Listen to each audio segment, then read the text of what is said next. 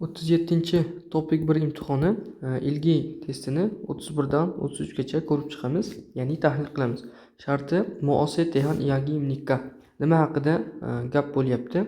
Pogi va Kachi almajin gosil ko'rishibsho. Namuna bilan o'xshash to'g'ri javobni tanlang va har biriga 2 balldan bersa, jami 6 ball qo'lga kiritishimiz mumkin. Namuna bu yerda aytyaptiki, sagvaga ismlida. Sagva degani olma, ya'ni olma bor. Krigo pedo ismlida va nok ham bor. Shunda kalit narsa olma va nok bo'ladi. Javob 3, ya'ni kvail meva. Yo yil hafta kuni kong bu o'qish sengil tug'ilgan kun. Bu namuna edi.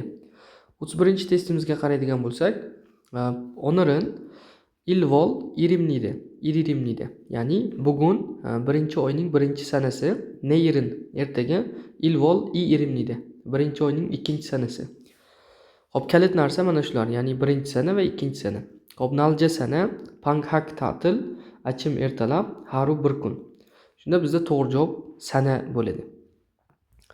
32ga qaraydigan bo'lsak, abojinin Isa imnida, ya'ni otam shifokor yoki otam doktor, omoninin inhengvon imnida, ya'ni onam bank xodimi, bank ishchisi.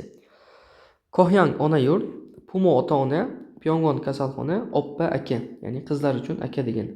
Shunda bizda to'g'ri javob ota-ona bo'ladi. Kalit narsalar aboji, omoni.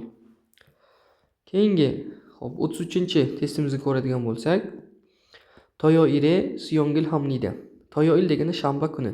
Grammatikasi vaqtga qo'shilsa, tarjimasi da bo'ladi. Shanba kunidan siyongil hamnida, ya'ni suzaman, cho'milaman. Iriyo ire shimnida. Yakshanba kunida dam olaman deyapti. Kalit narsa shanba va yakshanba. Talyok kalendar, shumal hafta oxiri, yorim yoz, ojon tushlikdan oldin. Tushlikdan oldin ma'nosini beradi. Bizda shunda hop hafta oxiri, ya'ni shanba yakshanba degan so'z kalit, javob hafta oxiri bo'ladi. Bu 37-topik 1 imtihoni ilgi testi 31 dan 33 gacha tahlil edi. Yaxshi tushundingiz degan umid qilaman.